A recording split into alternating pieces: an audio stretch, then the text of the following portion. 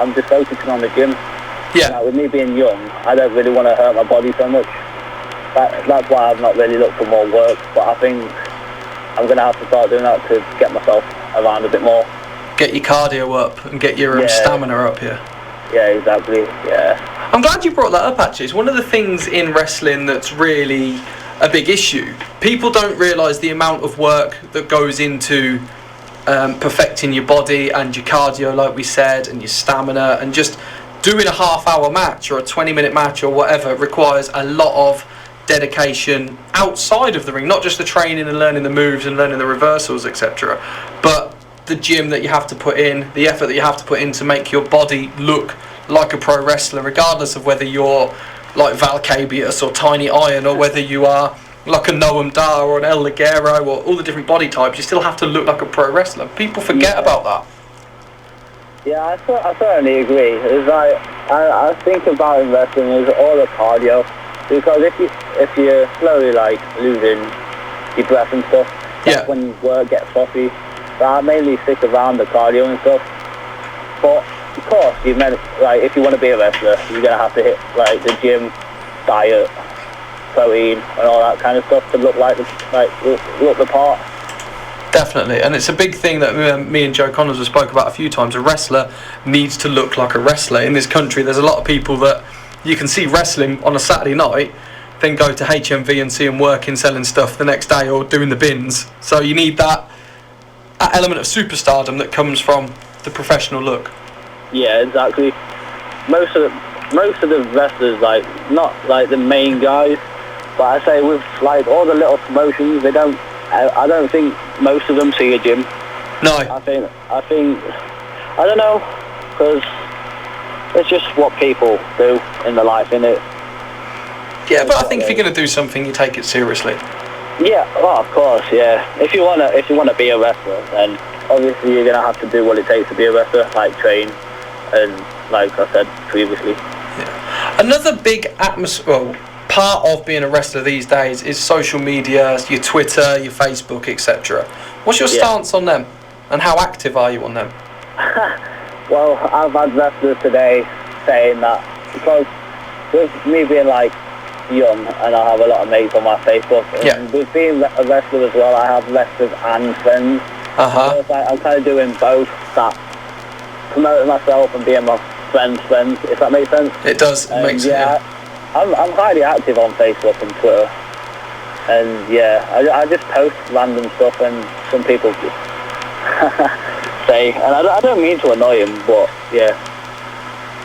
What's the your opinion on kayfabe with regards to Twitter and Facebook? Because you can find out, if you're in the know, you can find out a lot of real names, and a lot of Robbie X has just gone down the pub, or Robbie X is bored, rather than Robbie X is in training for his next match against Jonathan Gresham. Yeah. What's your take on that? Is there a need for kayfabe? Should we embrace it? I'm not really sure, to be fair.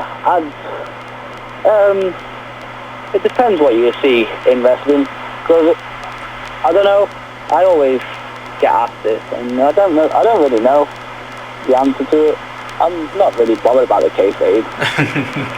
Fair enough. But all right then. So we have a standard question that we ask everybody: who is your favourite wrestler and why? What, in the UK? Or just in general? It's gonna have to be Shawn Michaels. Okay. Just the stuff. He inspired me in a lot of stuff he's done, and I think with me being like grown up to see him and stuff. Oh yeah. Ric Flair as well. Triple H, just like the old guys that are in WWE now, that have inspired me. There's definitely a lot of Shawn Michaels in your wrestling style. Like we said before, it's about losing, but losing well. And like, exactly. I think Triple H said a good side of it. It's not about the fight in the dog, but the dog in the fight, but the fight in the dog. You're a little guy compared to some of the wrestlers out there, but you just keep going and going and going. Yeah, I fight until I can't physically do anything anymore. Which I think I guess that's good. But then it's just going to hurt me more. Yeah, I remember when we were in Nottingham, I tried to shake your hand afterwards, and you just wouldn't let me because your fingers were hurting so much. Oh, yeah, my fingers. I got bad fingers anyway, but yeah. It was just... When I saw you, you had like welts all over you and your fingers were hurting and just a lot of pain going on. And I'm like, that's what it's all about. That there, if people could see that, because you've obviously just gone out there, done a match, come backstage, if they could see actually the pain and the agony that you were in. Yeah. It's like, people don't understand that it does hurt. Yeah. Like, people always say, oh, it's faking it. I'm like, no, I bet you wouldn't have any like physical needs to try and get in the ring. I bet they wouldn't last 10 minutes in the ring. I didn't. When I first got into wrestling, I thought, I'll learn how to bump, it'll be fine. And my induction to the first company I ever worked for was stand in the corner, shirt off, and get chopped by every member of the roster. Oh, and I'm just a ring announcer. Yeah, exactly. Chops, I'd physically say they are the worst things in wrestling. Horrible. That's the only thing I've ever done, that and a bump, and that was me done. They hurt. Like, physically landing hurts. Yeah. It's like, I don't understand why people call it fake. Because, like I said, they won't have any need to try and get into a ring, because they won't dare. Well, I will hold my hands. It's a big thing of mine where people think it's fake, and I've often wondered, could anyone have a kayfabe UFC promotion, for example, and would that work? And it just bugs me that I think with wrestling we've gone too far.